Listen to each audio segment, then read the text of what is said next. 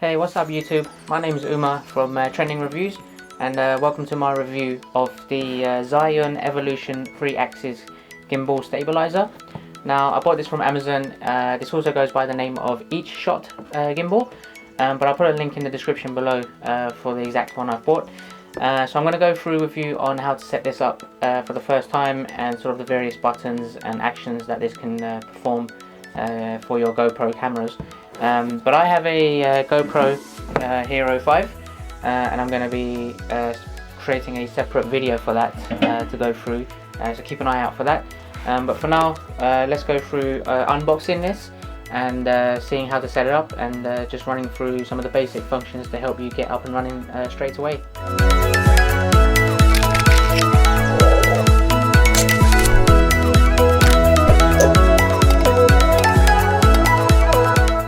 Okay, so let's start unboxing this. So it comes with a sleeve that you just take off. Nice solid box. Let's put that to the side. Okay, let's see what we have here. So we've got the user guide. We'll run through that in a minute. So a few accessories in here. So obviously we have the gimbal itself. A little bit heavier than your standard selfie sticks, except obviously it's going to be requiring batteries, so you'd also want it to be a little bit sturdy and solid so that it doesn't get damaged when you're doing sort of action sports or anything like that. So we have that in the box, and we've got this connector that goes to the bottom of the gimbal, and this is so that you can fit the batteries into the stick. And also you have the battery pack. So this comes with 2000 mAh rechargeable batteries, but you'll always have to use this to recharge it. You should never use your own battery charger because it could cause an explosion or something like that. And the way to charge this comes with a cable, USB cable. So you fit that into one end here. It's a little bit fiddly, but you just hear the click.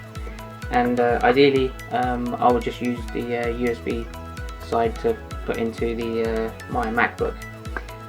So it's always recommended that this is charged fully before every use of the gimbal, and the Zhiyun recommends that you decharge the battery to less than 40%. If you're not going to use it, then over a week, possibly up to 10 days. That way it greatly extends the life of the battery. And then you also have a couple of small cables up here on the top right. So these two connect with the gimbal, and then they connect into your computer so that you can upgrade the firmware and sort of enhance the controls of the actual gimbal itself. But I'm going to be recording that in a separate video, so I'm just going to leave these to the side in the box for now. And just quickly run through setting up the gimbal itself. Okay guys, so I've charged up the batteries now, and now I'm just going to tell you how to turn it on. So you take the batteries and you put in the plus side first into the gimbal. So you put like that. Before you put the second battery in, you take the extender for the battery compartment. You screw that on to the end, like so. You put your second battery in that way, and then the last one is the screw at the end. Now make sure this is really tight, otherwise the gimbal doesn't tend to turn on. So you tighten it, and then on the side here at the top you see a gold on button. You press that once, and then just above the joystick here you'll see a blue light flashing. And the blue light indicates that the gimbal is on, and depending on how many times it flashes, tells you the length of the battery life. So if it constantly flashes 4 times, that's between 75 to 100% battery life. 3 times is between 50 and 75%. 2 times is between 25 and 50%. And if it's only flashing once, that means your battery is below 25%, and ideally you should be charging it. So let's go ahead and turn it on. So you see the blue light has just come on there. and for me I've just charged it fully, so it's flashing 4 times. Now the next step, the gimbal is on, so I'm going to put my GoPro camera into the slot here. So I've loosened it up. I've got the GoPro Hero 5. This is now compatible with it. Initially the previous version of this gimbal was not compatible, but they've updated it, so everything is working now. So I've loosened it up as much as I can, and then I'm going to be slotting the GoPro in like so. Can be a little bit fiddly, but push it up against to the end of the gimbal as much as you can. Once you've done that, you can then tighten up the little thumbs.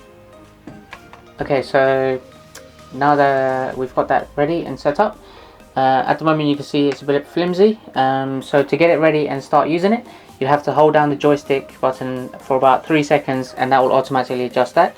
So let me go ahead and do that, as you'll see here. There, you've seen it straightened up itself. Now by default, it's going to be in pan mode. Pan mode allows you to do the video up and down like this, side by side, essentially only moving the top gimbal there, and keeping everything else in place. So it's really good for vertical shots like this, or horizontal shots, to keep it very still. Now if you wanted to move it into locking mode, you just press the joystick button once, and that allows you to keep the camera in the same position while you move the joystick as much as you want in any direction, and the camera stays like that, and it doesn't really follow you into the left and right positions.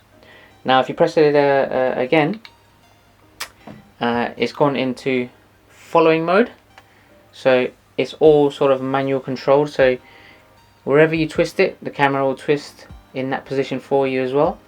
So that's the second press I did of the joystick button.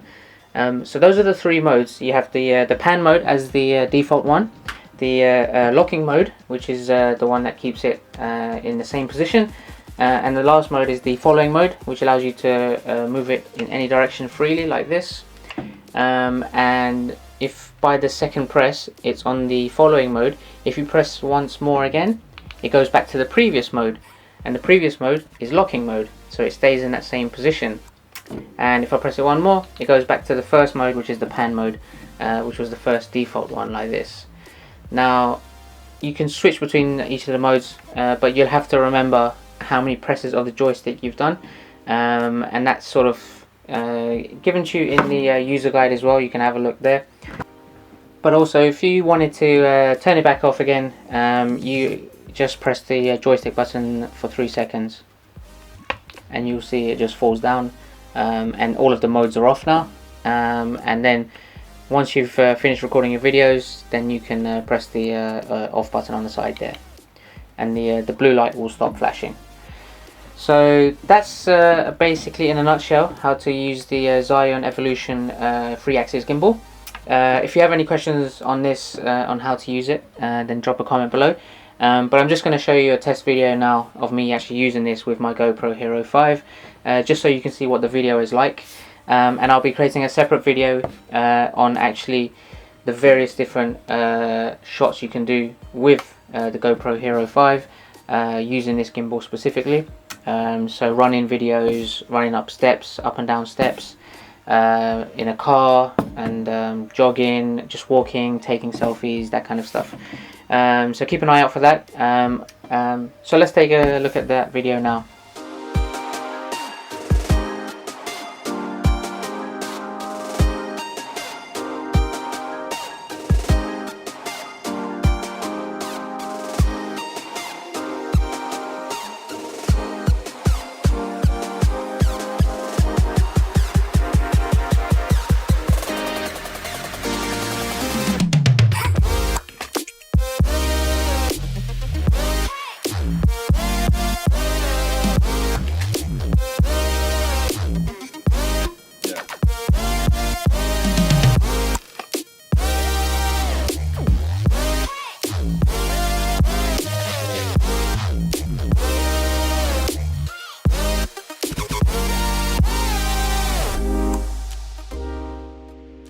Alright guys, thanks for watching. I hope you liked the setup.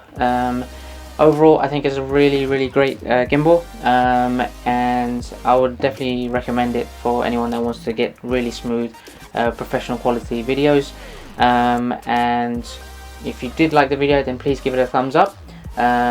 If you have any questions, leave a comment below, and please do remember to subscribe. We've got a lot more videos coming up, and a lot more reviews, and lots of gadgets to look forward to. Until next time, take care.